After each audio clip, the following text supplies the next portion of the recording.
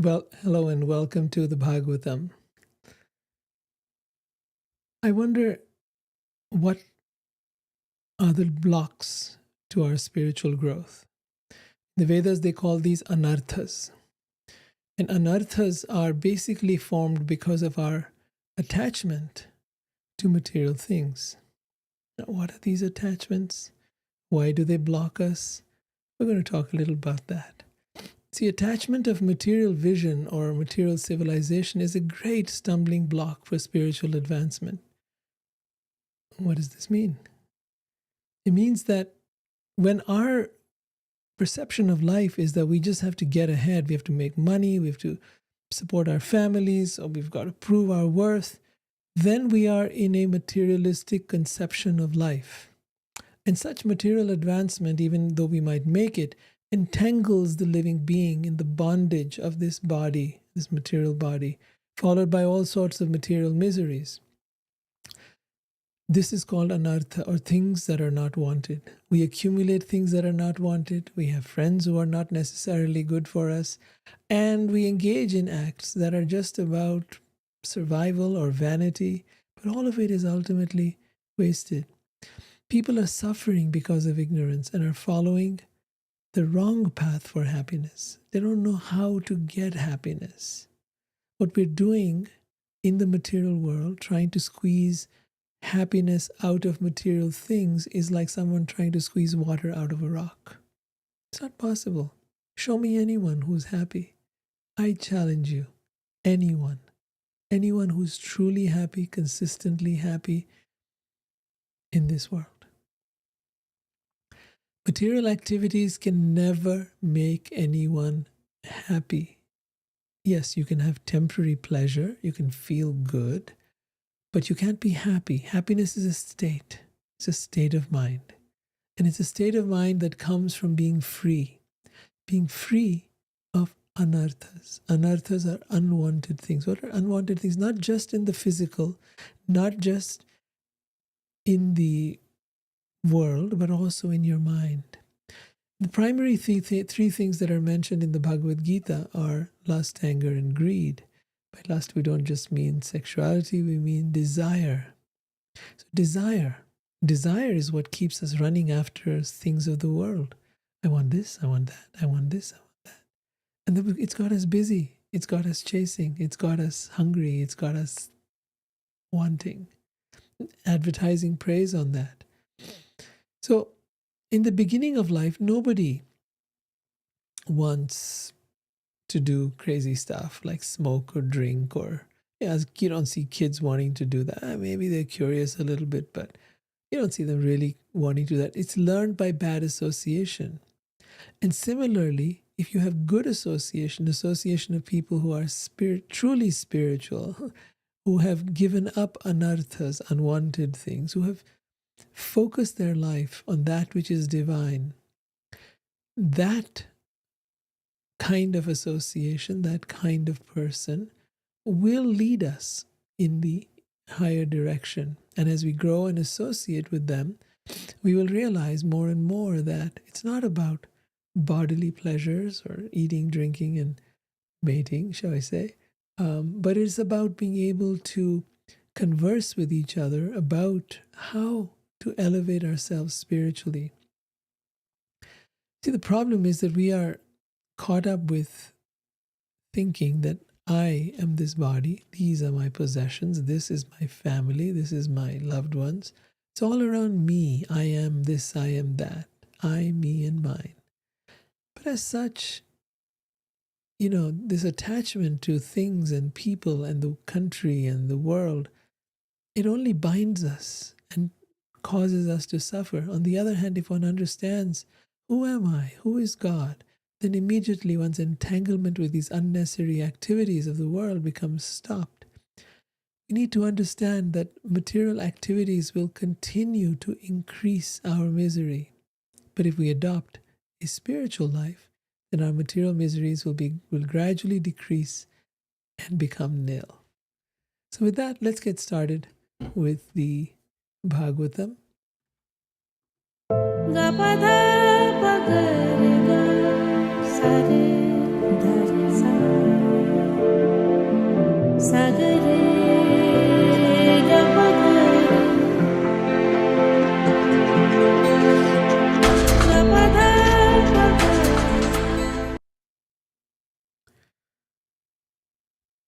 Today's episode is from Canto 10, Chapter 50. Krishna establishes the city of Dwarka. As I was telling you earlier about Anarthas, each of the various asuras or demons that are presented in the Bhagavatam represent a specific anartha, an impurity, an aspect of ourself. And if one hears or recites or reads the pastimes of Krishna, specifically those that are involved in the killing of these asuras and demons, the anarthas are overcome and in due course mitigated on our sincere path to bhakti or devotion. So today we're going to go back into the story of Krishna's Leela, his pastimes. It is through that we begin to understand the nature of the divine. We get to understand that God is not just some guy sitting up there judging people, but has some fascinating activities and things that we can learn so much from. So we're going to just revive your memory, jog your memory a little bit. This is when Krishna had left Vrindavan and he came to Mathura and he killed the evil king Kans. So when Kamsa was killed, then Kamsa's two queens, Asiti and Prapti, went to their father's house in great distress. Now these two queens, they were the daughters of King Jarasandha. He was the king of Magda. He was a very powerful king. And his son-in-law had been killed by this Krishna. He was not going to take that. Absolutely not. How dare he?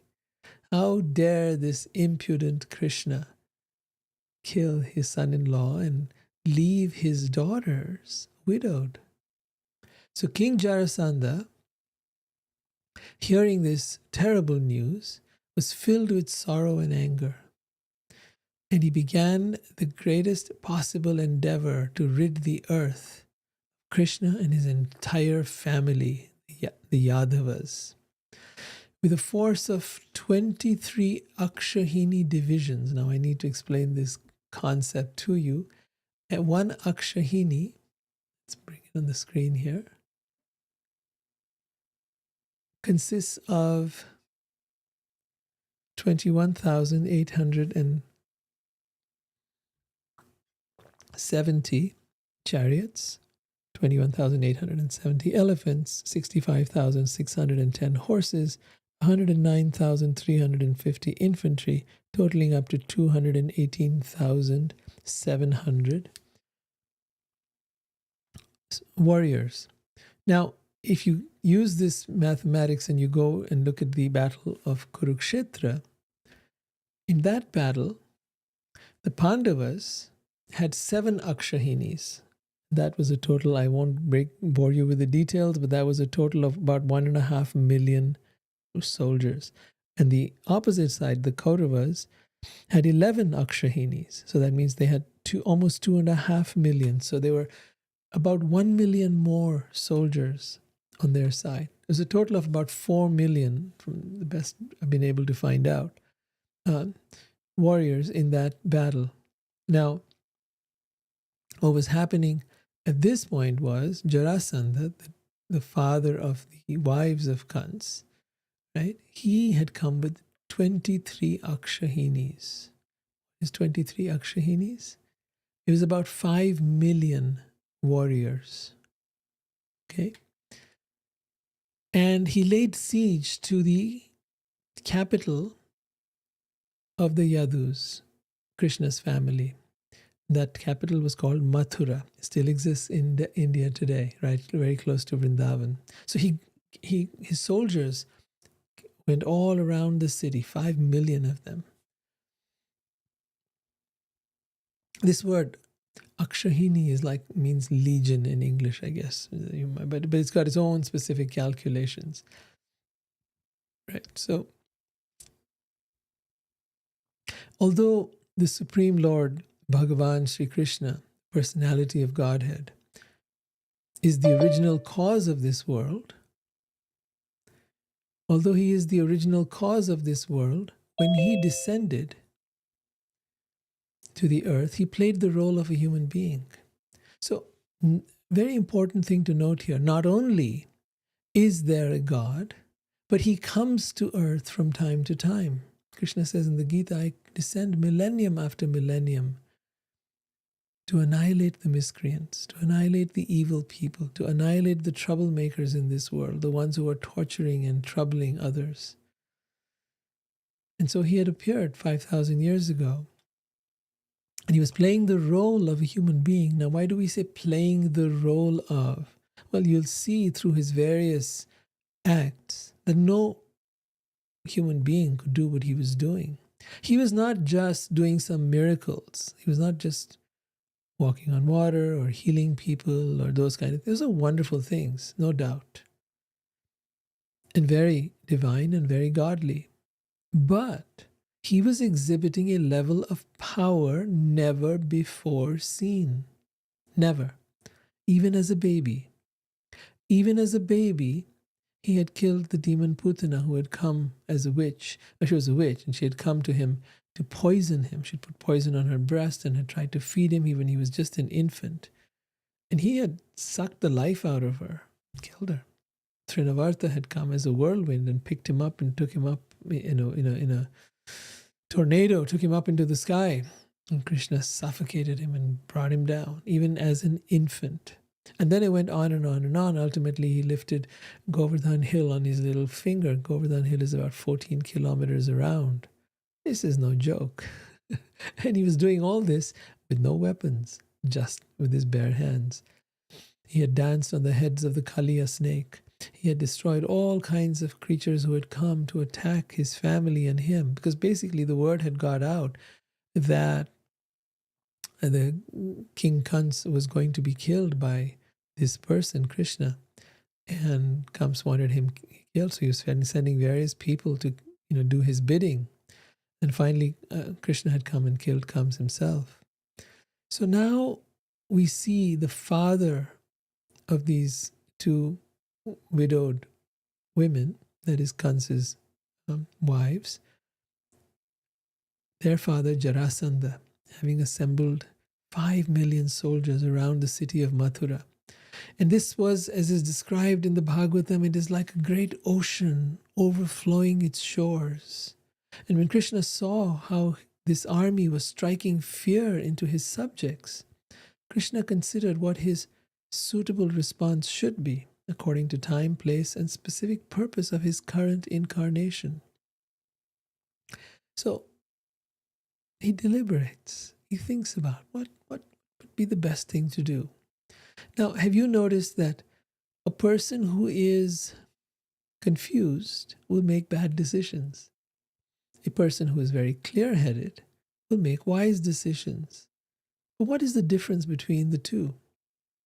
What is the difference between making a wise decision and being confused or making bad decisions? Think about it. Do you know? If you do, I'd love to hear in the comments what your thoughts are. But essentially, I believe it comes down to having a clear mind. The more quiet your mind is, the more clear-headed you are, the less attached you are to this outcome or that outcome. You're able to see objectively. You're able to see clearly, and you're able to get to the heart of the issue. Yogis master this art. And Krishna, being the Adi, the original person, the greatest of all yogis, he himself had the most clarity of vision. And so he thought, Jarasandha and his armies are a burden on the earth, and they must be destroyed. Jarasandha's army, consisting of akshahinis, of foot soldiers, horses, chariots, and elephants, which the king of Magd, that is Jarasandha, had assembled from all the subservient kings and brought here. But Jarasandha himself should not be killed. So the armies should be killed. We need to destroy the armies, because these are the armies of various kings that he's, that are subservient to him and that he's gathered. But he himself should not be killed, since in the future he will certainly assemble another army. Now, Krishna was playing the part of a human being, and he played the part well. This play is called Leela, right? The Supreme Lord's enactment of spiritual pastimes for the pleasure of his devotees. Although ordinary persons may be dumbfounded by the Supreme Lord's pastimes, the devotees derive tremendous pleasure from his inimitable style of behavior. Thus, Srila Sridhar Swami points out that Krishna thought as follows: how should I defeat Jarasandha? Should I kill the army and not Jarasandha? Or should I kill Jarasandha and take the army for myself? Or perhaps I should just kill both of them. Then he thought, this is the purpose of my present incarnation, to relieve the earth of its burden, to protect the pious and kill the impious. I also assume other forms and incarnations to protect dharma and to end irreligion wherever it flourishes in the course of time. So after due consideration, Krishna decided that since he had descended to the earth to destroy the asura, the evil or wicked or demoniac persons, and since Jarasandha was so enthusiastic to bring all of these demoniac asuras to his front door, it was definitely more efficient to keep Jarasandha alive and busy. So you see, strategy. Some people tell me that spiritual life is, about, I don't want to watch the news. I don't want to know about politics. I don't want to know about, what's going on out there. I just want to be spiritual. But this is a myth. It's a myth because, yes, those things, if you go too far into them, and they're not part of your profession, they're not part of your work, certainly they can become a distraction and an obsession. But one needs to know what is going on in the world. One needs to be aware of what is happening in politics, in terms of in the weather, the wars that are going on, the economics, and everything else that is happening. It is important on the spiritual path to be aware of the material. We don't close our eyes and walk around everywhere because we're spiritual. We don't close our eyes and do things. No. We need to be alert. We need to be aware. We're in the material world. All kinds of things are happening, and it is important to be on top of it, to be obsessed with it, not to identify with it, not to believe that this is what matters in life. No, it doesn't. The important thing is our spiritual growth. But to navigate this world, we need to be able to be aware of what's going on. Awareness does not mean closing your eyes and being in denial. Awareness means to be conscious of. Most people misunderstand this. I think awareness means only to be aware of the spiritual. No. Awareness means to be aware of everything. And you see this with Krishna. He is being very strategic. He's very aware of his life purpose and the purpose for which he has come to this earth. And he's very conscious that he wants to enjoy the journey as well. He's going to have a good time doing it. But at the same time, he knows that this is what has to be done, and he's conscious of everything. It's the same way we need to be as well. As Krishna was thinking in this way, two chariots, as effulgent as the sun, suddenly descended from the sky. They were complete with drivers and equipment. They were charioteers, and there was all the weapons. The Supreme Lord's eternal divine weapons also appeared before him spontaneously. So what were these chariots? What were these? This was the mode of battle in those days, that a warrior would have a chariot.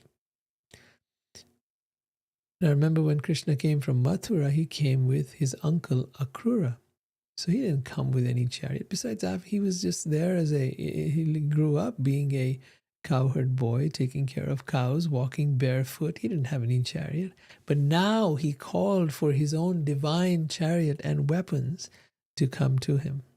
And they appeared. Chariots came down from his own abode, Vaikuntha. Vaikuntha is a beautiful name, by the way, just so you know. This is the kingdom of God. It is the place that is that is the spiritual world. Most people know of the light. Yes, but within the light are spiritual planets. And those spiritual planets are known as Vaikuntha. What does Vaikuntha mean? The place where there is no anxiety. Why is there no anxiety? Because there is no death, there is no birth, there is no old age, there is no disease. And one gets to live eternally with God. engaged in various pastimes in Leela, just as he shows us here. So this chariot and these weapons now came from Vaikuntha to be of service to Krishna when he needed them here. At the time when he was in Vrindavan, he didn't need any of that. Now he was going to need it. And so he called for them. It is said the faithful devotees of the Supreme Lord derive tremendous pleasure by observing his incomparable technology. This is his technology now at play. Krishna then said to his brother, Balaram, "My respected elder brother, see this danger which has beset our family, the Yadus. And now see, dear master, how your personal chariot and favorite weapons have come before you." So Krishna and Balaram's chariots and favorite weapons now appeared in front of them. The purpose for which we have taken birth is to secure the welfare of our devotees. Please now remove from the earth the burden of these armies that have gathered all around us. Remember, there were 5 million soldiers gathered around. They didn't have anything like that in Mathura. Then Krishna and Balaram put on their armor and, displaying their resplendent weapons, drove out of the city in their chariots. Only a very small contingent of soldiers accompanied them. As Krishna came out of the city with Daruk, who was his chariot driver, who had come from Vaikuntha, so Daruk was at the reins of his chariot, Krishna blew his conch shell. The enemy soldiers' hearts began to tremble with fear. They didn't know what was this sound. Jarasandha, the king, who has come to invade and come to attack Krishna's capital Mathura, Jarasandha looked at the two brothers and said, "Oh Krishna, lowest of men, I do not wish to fight alone with you, since it would be a shame to fight a mere boy." Remember, Krishna was perhaps 11, 12 years old at this time. "You fool, you keep yourself hidden. O murderer of your relatives, go away." Because Krishna had killed Kamsa, and Kamsa was his mother, Krishna's birth mother, Devaki's brother, so therefore his relative. And he had killed his own relative. So now Jarasandha is like, "You killed your own relative, you foolish boy. Get away from me. I don't want to fight you." Then he calls Balaram, Krishna's brother. "You, Balaram, should gather your courage and fight with me if you think you can do it. You may either give up your body when it is cut to pieces by my arrows and thus attain to heaven, or else kill me." At this point, the Supreme Lord Sri Krishna said, "Real heroes do not simply boast, but rather show their prowess in action. We cannot take seriously the words of one who is full of anxiety and who wants to die. Just as the wind covers the sun with clouds or a fire with dust, Jarasandha marched towards the two brothers with his huge armies and surrounded them and their soldiers. Back in Mathura, the women stood in the watchtowers and palaces and high gates of the city. And when they could no longer see Krishna and Balaram's chariots, they were struck with grief and fainted. So why couldn't they see them? Because now the armies of Jarasandha had surrounded Krishna and Balaram from all sides. It was almost as if clouds had gathered around them and they could not be seen now by anyone. So people were freaking out back in Mathura because they loved Krishna and they were afraid. They thought he's going to be killed. Seeing his army, Krishna seeing his army tormented by the relentless and savage rain of arrows from the massive opposing forces gathered like clouds about him, Krishna twanged his excellent bow, Saranga, which both gods and demons worship. Krishna took arrows from his quiver, fixed them on the bowstring, pulled back and released endless torrents of sharp shafts, which struck the enemy's chariots, elephants, horses, and infantrymen. His arrows resembled a blazing circle of fire, Elephants fell to the ground, their foreheads split open. Cavalry soldiers fell with severed necks. Chariots fell with their horses, flags, drivers, and masters all shattered, and foot soldiers collapsed with severed arms, thighs, and shoulders. On the battlefield, hundreds of rivers of blood flowed from the limbs of the humans, elephants, and horses who had been cut to pieces. In these rivers, arms resembled snakes, arms that had been chopped off. Human heads resembled turtles, dead elephants resembled islands, and dead horses resembled crocodiles. It's a very vivid and poetic description, but it shows that when you have 5 million soldiers, Krishna and Balaram together are just wiping them out with millions of arrows. They're firing instantly. What's happening there? And each one of those arrows is finding its target and is just decimating them. Then what you have is this river of blood that is flowing. Hands and thighs appeared like fish, human hair like water weeds, bows like waves, and various weapons like clumps of bushes. The rivers of blood teemed with all of these. For him who orchestrates the creation, maintenance, and destruction of all the worlds, the entire universe, and who possesses unlimited spiritual qualities, it is hardly amazing that he subdues an opposing party. Still, the Supreme Lord does so, imitating human behavior. Sages glorify his acts. See, part of what we read earlier was in hearing these pastimes, and while they might now, we've gone through the sweet pastimes of his childhood and his birth, and of his dancing and his playing and his fun and his, with all his friends and with all of that. But now he's coming into business. Now it's time to handle the affairs of the world, for which he had incarnated. One of the big reasons he had come to this world 5,000 years ago was exactly this. And when you start having leaders, as we have even today in this world, who are oppressors, leaders who are dictators, leaders who are tyrants, leaders who are evil and who cause suffering for their subjects and for everyone around, then such people need to be removed, just as in the time of Hitler had to be removed. In the time of Mussolini, in the time of all these different dictators that we've had, they had to be removed. Otherwise, they were causing so much of suffering for everyone. So, Krishna was attacking simultaneously thousands and thousands and thousands of soldiers simultaneously in one moment, in seconds. There was no way they could even see what he was doing. It was like a whirlwind, like a circle of fire. Jarasandha with his now lost his chariot, and all his soldiers were dead, and he was left with only his breath. 5 million of those soldiers were just killed, boom. And Jarasandha was left with nothing, not even his chariot. He was left with only his breath.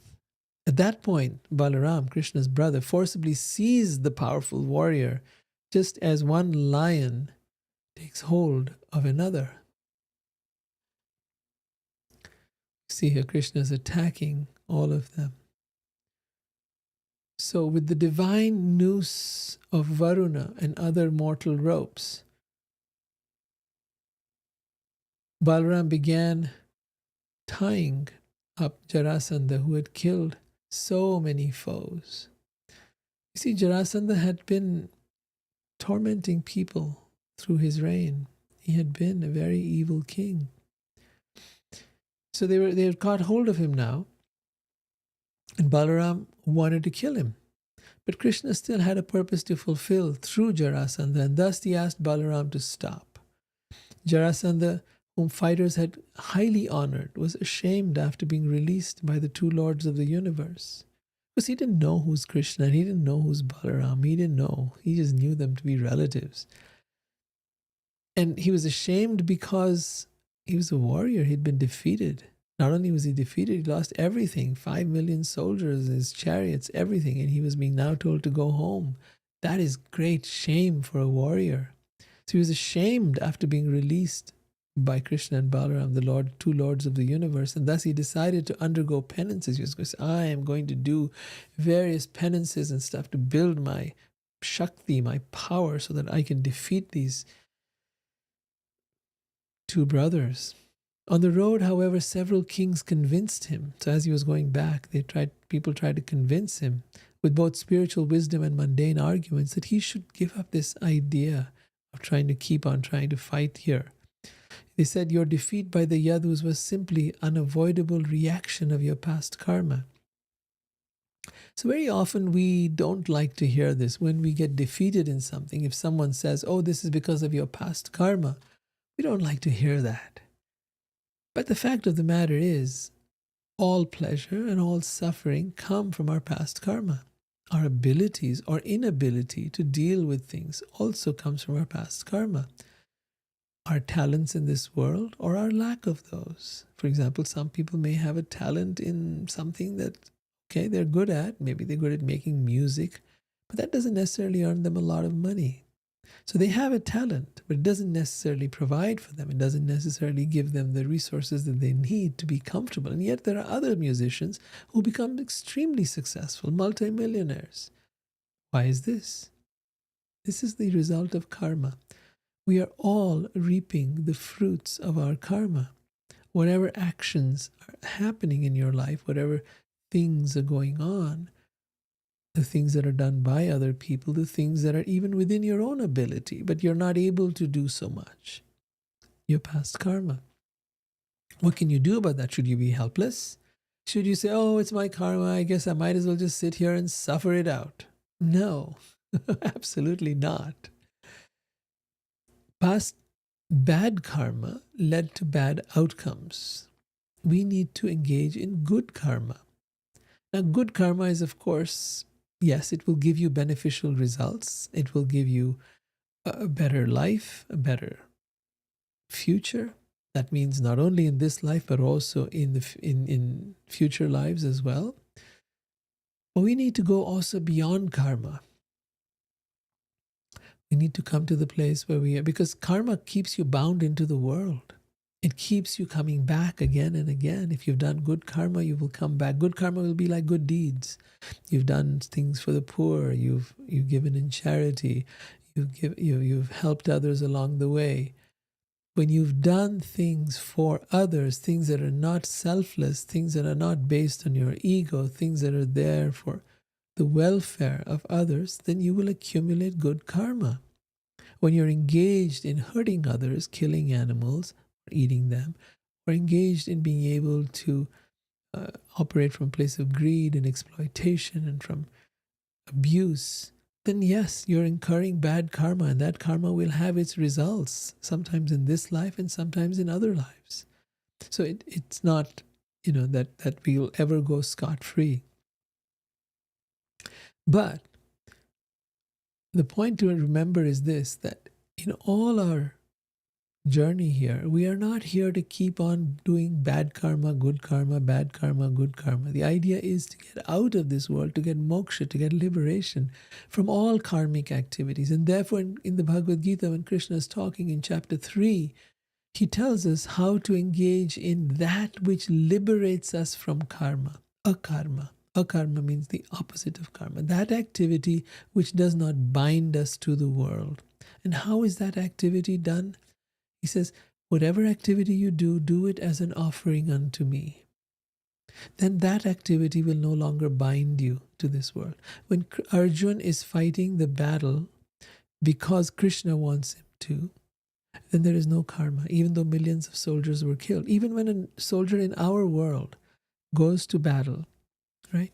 When he kills many, many enemy people, he comes back, he gets a medal, a purple star, or whatever award they give, Purple Heart, he gets an award for that. He gets celebrated for that.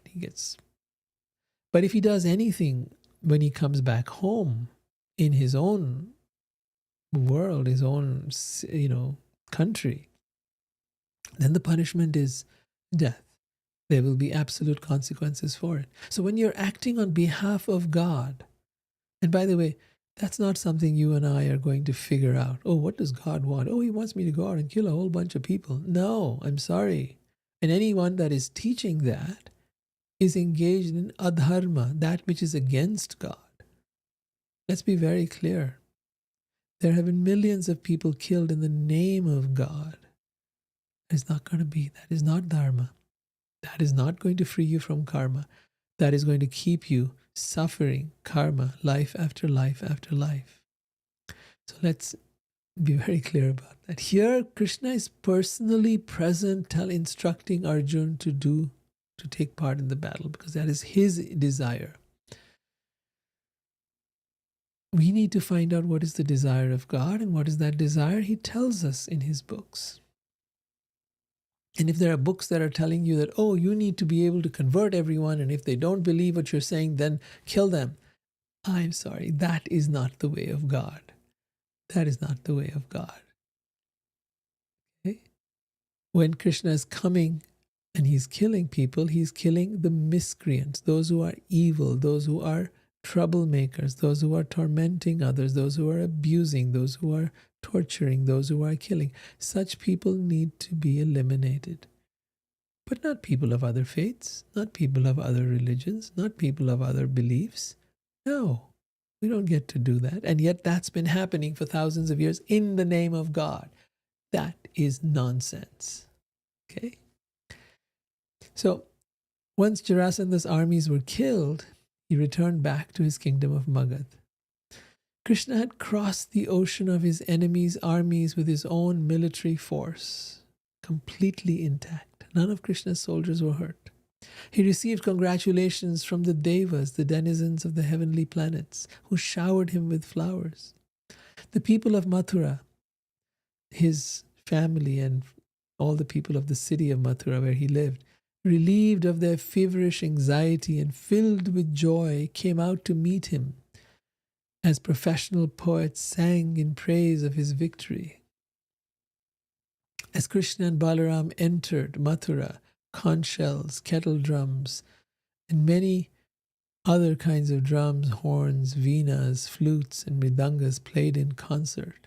All kinds of instruments. People came out with their instruments. They began to celebrate and dance and sing. And the boulevards were sprinkled with water. There were banners everywhere, and the gateways were decorated for the celebration. The citizens were elated, and the city resounded with the chanting of Vedic hymns and mantras. Om Namo Bhagavate Vasudevaya. Beautiful mantras like that. As the women of the city affectionately looked at Krishna, their eyes wide open with love, they scattered flower garlands, yogurt, parched rice, and newly grown sprouts upon him. Krishna then presented to the Yadu king all the wealth that had fallen on the battlefield. So Krishna was still young. He was still about 12 years old at this time. And he had put Ugrasen on the throne.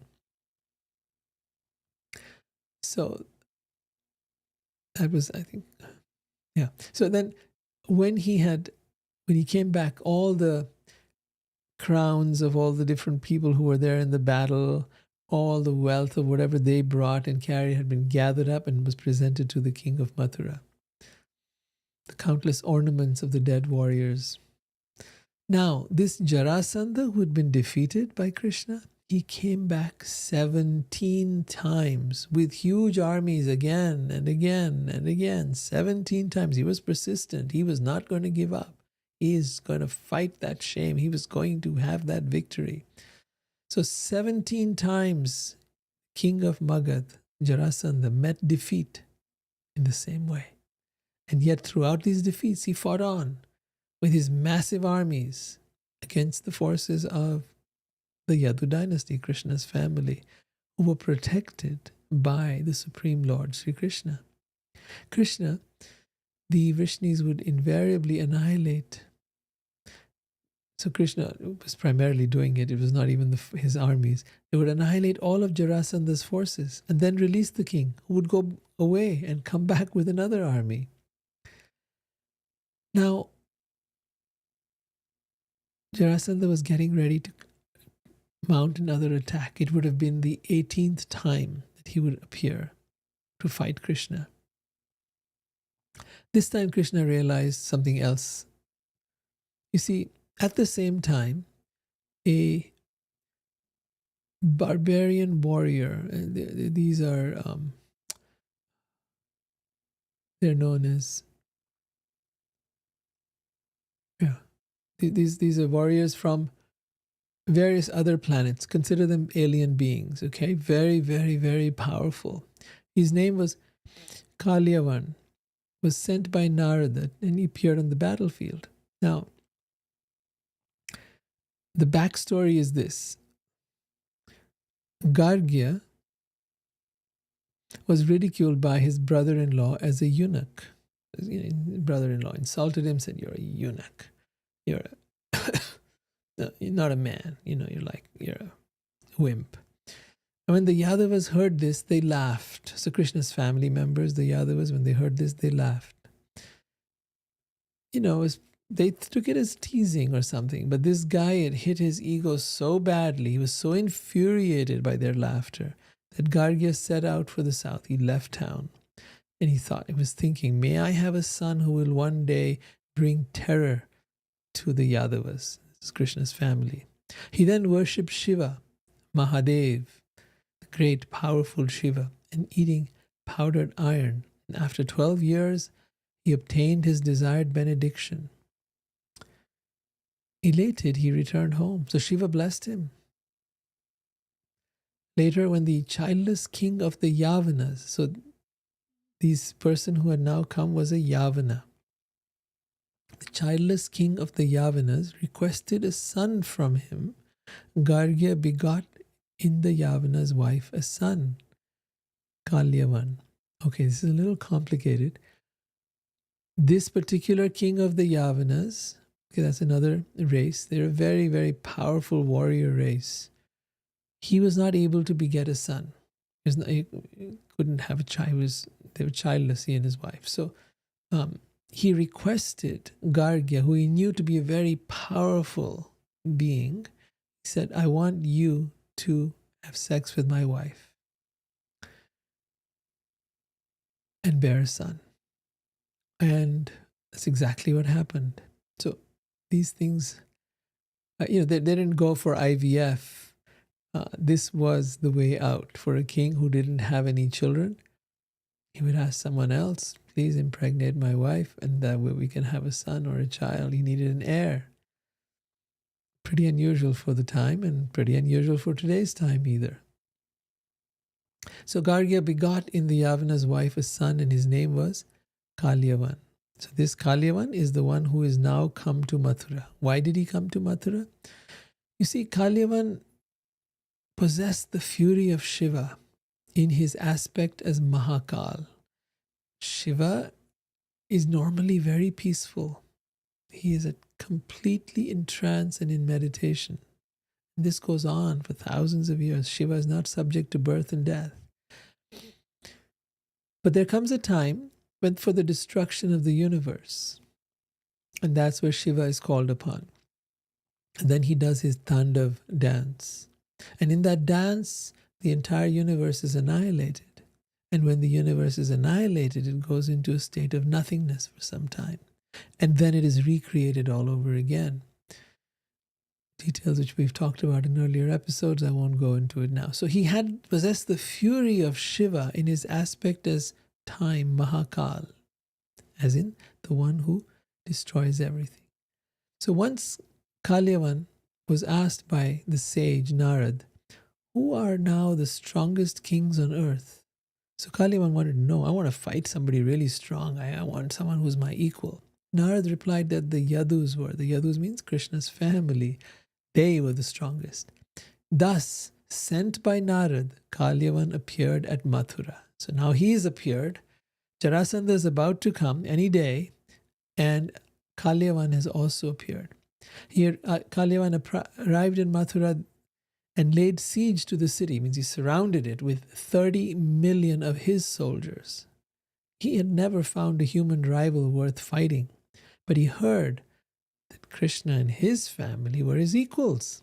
Great sage Narad had told him that. When Krishna and Balaram saw Kalyavan, Krishna thought about the situation and said, a great danger now threatens us from two sides.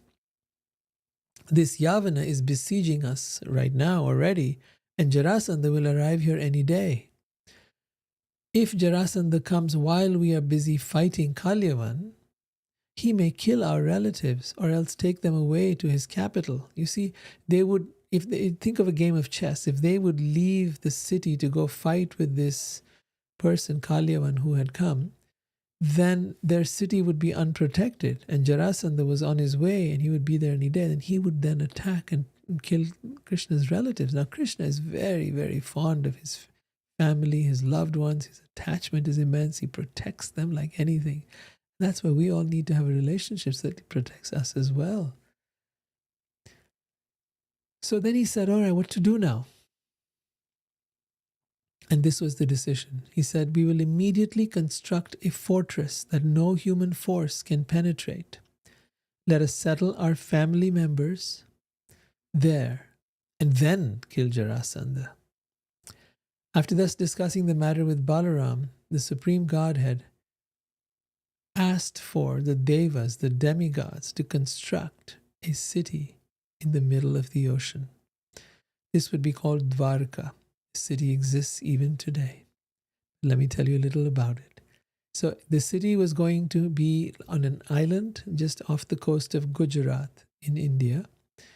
It would be 12 yojanas, or people say a yojana is about 9 kilometers, so 108 kilometers in circumference, going all around, built within the sea.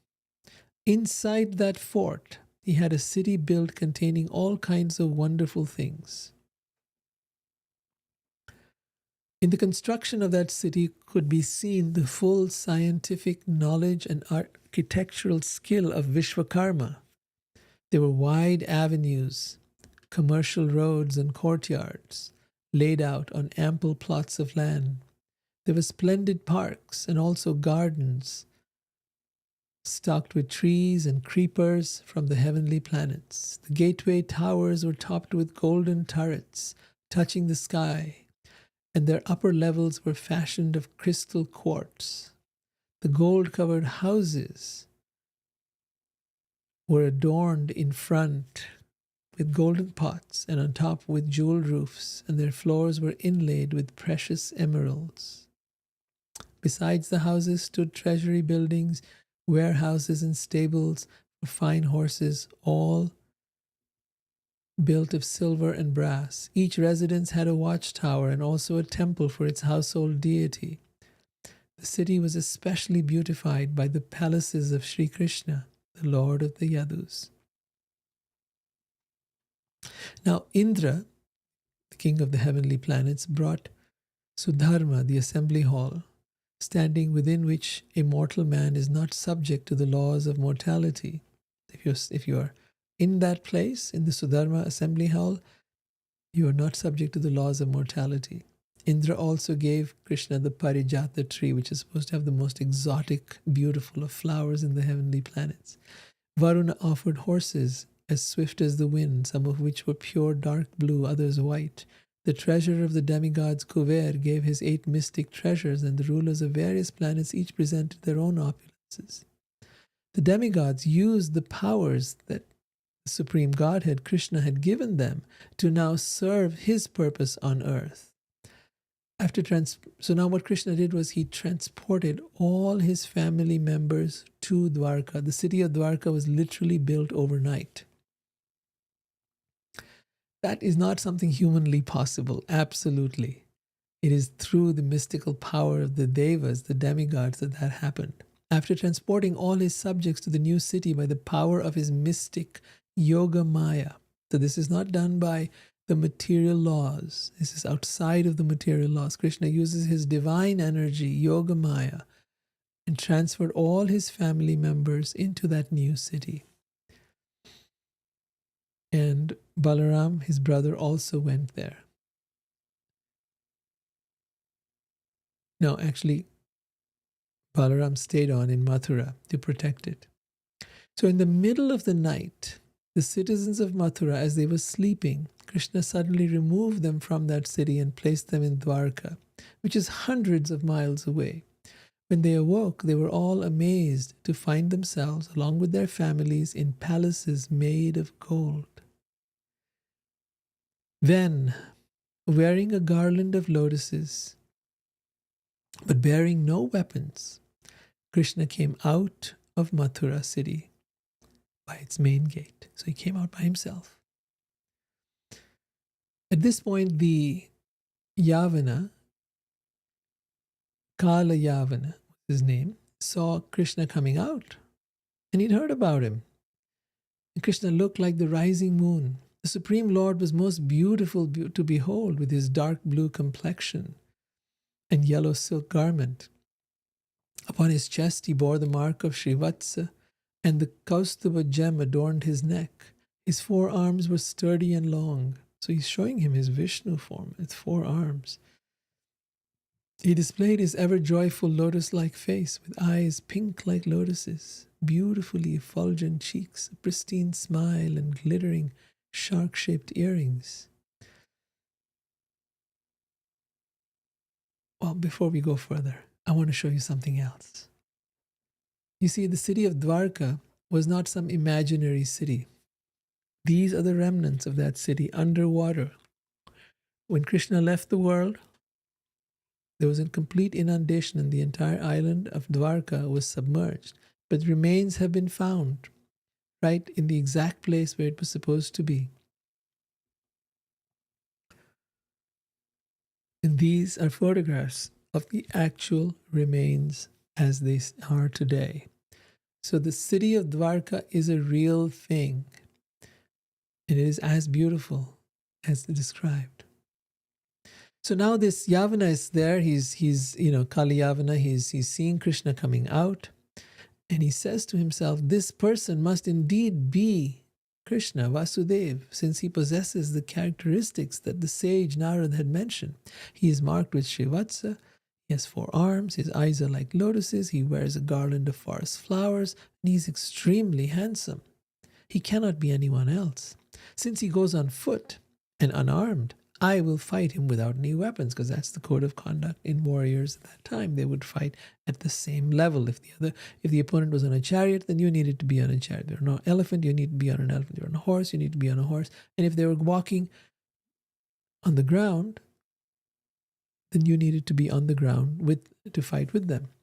So he says, I will go on foot and unarmed. I will fight him without weapons, because Krishna wasn't carrying any weapon.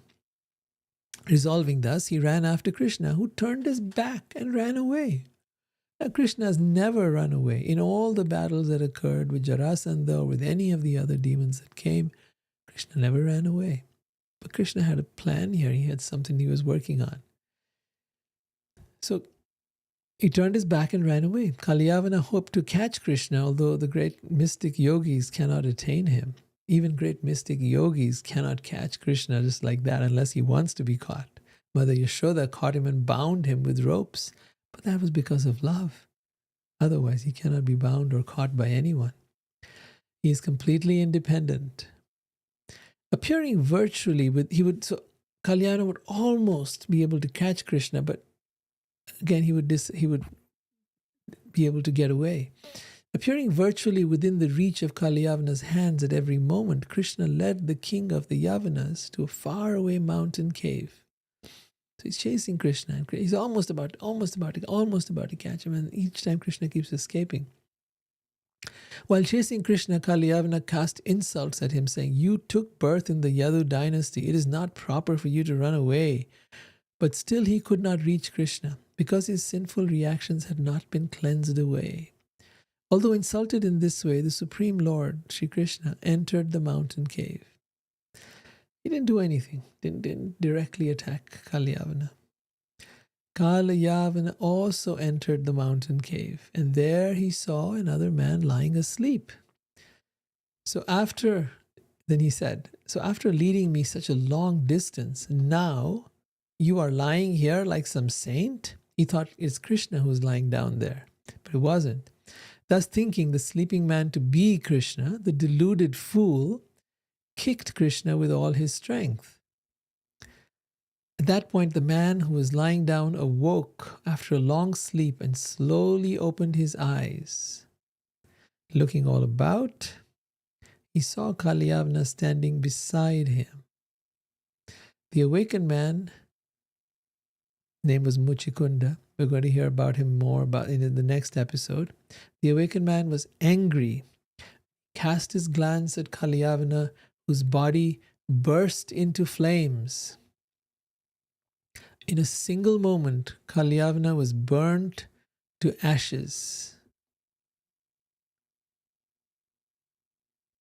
So that was the whole plan Krishna had, was to lead Kalyavana to this place where the sage Muchikunda was lying down, and he would then bring him out of his sleep. And now there's going to be a very fascinating interaction between Krishna and this Muchikunda. So we're going to talk about that next time. For now, I'm just going to end. But if you have any questions, please write them down, either if you're here live on Instagram or YouTube or anywhere else. Please write down your questions. I'd be happy to answer. Otherwise, if you're watching this later, write them in the comments. All the episodes of the Srimad Bhagavatam, including the 10th Canto and the life of Krishna, all of that is on my YouTube channel. Just search for my name, Rohit Juneja, and you'll find it there. So you can put an @Rohit Juneja, or just check out this video, and there are playlists right there which will show you all the different episodes. You'll see Srimad Bhagavatam, or it's called the Divine Love Podcast. You'll find them there. I'm here every Tuesday and continuing with these episodes. This is going to go on for a while, but we've moved the time now to 6 p.m. Pacific time, which is 9 p.m. Eastern.